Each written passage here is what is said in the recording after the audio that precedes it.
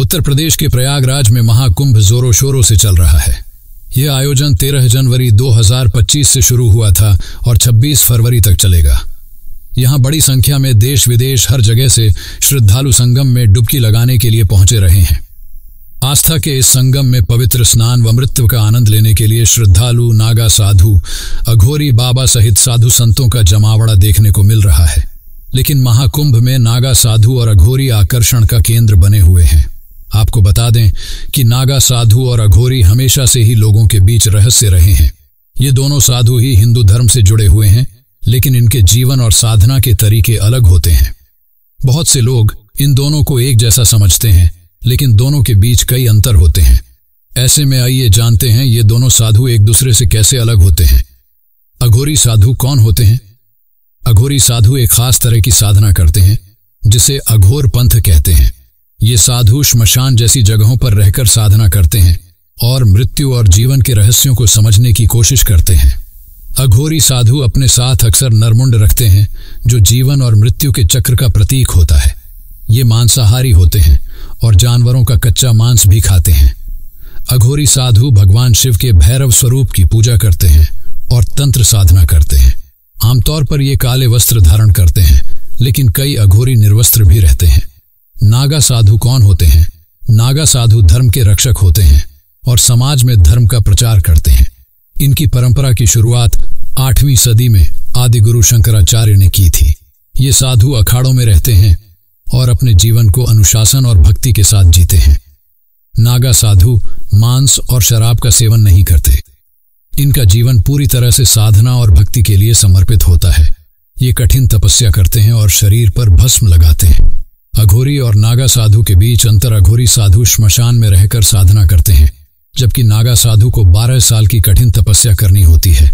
नागा साधु को कई कठिन परीक्षाओं से गुजरना पड़ता है, जबकि अघोरी साधु श्मशान में रहते हुए तंत्र साधना करते हैं। दोनों का जीवन कठिन होता है, लेकिन साधना के तरीके अलग होते हैं। पूजा और आस्था में अंतर: अघोरी और नागा साधु दोनों ही भगवान शिव के भक्त होते हैं, लेकिन इनकी पूजा का तरीका अलग होता है। अघोरी शिव के भैरव रूप की पूजा करते हैं, जबकि नागा साधु शिव के वैरागी रूप की पूजा करते हैं। अघोरी साधु अक्सर अपने साथ एक मानव खोपड़ी रखते हैं, जो उनकी भक्ति का प्रतीक होती है। वहीं नागा साधु के 17 तरह के श्रृंगार होते हैं, जैसे भस्म, तिलक, कुंडल, कड़े आदि। क्या खाते हैं नागा साधु और अघोरी बाबा? ऐसा कहा जाता है कि नागा साधु पूरे दिन में सिर्फ एक समय ही भोजन करते हैं। नागा साधु भिक्षा मांगकर भोजन करते हैं और अगर उन्हें कोई भोजन नहीं देता तो वह भूखे रह जाते हैं। बता दें कि एक दिन में नागा साधु सिर्फ 7 घरों से ही भिक्षा मांग सकते हैं। वहीं दूसरी तरफ अघोरी मांसाहारी होते हैं और जानवरों का कच्चा मांस भी खाते हैं। ब्रह्मचर्य का पालन: नागा साधु अपने जीवन में हमेशा ब्रह्मचर्य का पालन करते हैं, यानी वे शादी नहीं करते और शारीरिक संबंध से दूर रहते हैं। लेकिन अघोरी साधुओं के लिए ब्रह्मचर्य का कोई खास नियम नहीं होता है। वे इसे तंत्र साधना का हिस्सा मानते हैं। तो इस तरह अघोरी और नागा साधु दोनों के जीवन में बहुत अंतर होते हैं और उनकी साधना के तरीके भी अलग होते हैं। नागा साधुओं का जीवन होता है बेहद कठिन। नागा सन्यासी बनने की प्रक्रिया बहुत कठिन और लंबी होती है।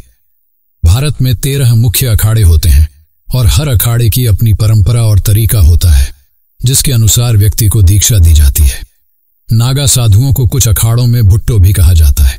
नागा सन्यासी बनने के लिए व्यक्ति को कई सालों तक कठोर साधना करनी पड़ती है। नागा साधु बनने के लिए कम से कम 12 साल का समय लगता है। इस दौरान साधु को गुरु सेवा करनी होती है और अखाड़े के कामों में हिस्सा लेना पड़ता है। इस समय के पहले 6 साल सबसे महत्वपूर्ण होते हैं, क्योंकि इसी दौरान साधु को नागा बनने के लिए जरूरी ज्ञान और तपस्या मिलती है। इस दौरान वह सिर्फ लंगोट पहनते हैं और कुंभ मेले में प्रण लेते हैं। फिर वे लंगोट भी त्याग देते हैं और दिगंबर बिना कपड़े के जीवन जीते हैं। नागा साधु बनने के बाद वे शहरों और गांवों की भीड़ भाड़ से दूर पहाड़ों या जंगलों में रहते हैं। उनका ठिकाना ऐसा होता है जहां कोई और नहीं जाता। यहां वे पूरी तरह से अनुशासन और संगठित जीवन जीते हैं। नागा साधुओं को बिस्तर पर नहीं सोने की भी शिक्षा दी जाती है और उन्हें हर हाल में तपस्या और साधना में लगे रहना होता है। हर कोई नहीं बन सकता है नागा साधु। नागा सन्यासी बनने के लिए सिर्फ वही व्यक्ति योग्य होता है जिस पर महाकाल की कृपा होती है। पहले के समय में नागा सन्यासियों को अपने धर्म की रक्षा के लिए अस्त्र शस्त्र भी उठाने पड़ते थे। कुंभ मेले में देवी देवताओं की उपस्थिति से इन्हें विशेष शक्ति मिलती है, जिससे वे कठिन तपस्या कर पाते हैं। यह शक्ति भगवान, गुरु या इष्ट देवता के आशीर्वाद से मिलती है। नागा साधु अपने रहस्यों को किसी से नहीं बताते और न ही बताना चाहिए। चाहे सर्दी हो, गर्मी हो या बारिश, इन साधुओं को दैवीय शक्ति से अंदर से ताकत मिलती है। नागा सन्यासी बनने के लिए कई कठिन परीक्षाओं से गुजरना पड़ता है। केवल वही व्यक्ति जो पूरी निष्ठा से इस मार्ग पर चलता है, वह नागा सन्यासी बन सकता है। डिस्क्लेमर: इस लेख में दी गई किसी भी जानकारी की सटीकता या विश्वसनीयता की गारंटी नहीं है। विभिन्न माध्यमों जैसे ज्योतिषियों, पंचांग, मान्यताओं या फिर धर्म ग्रंथों से संग्रहित कर ये जानकारियां आप तक पहुंचाई गई हैं।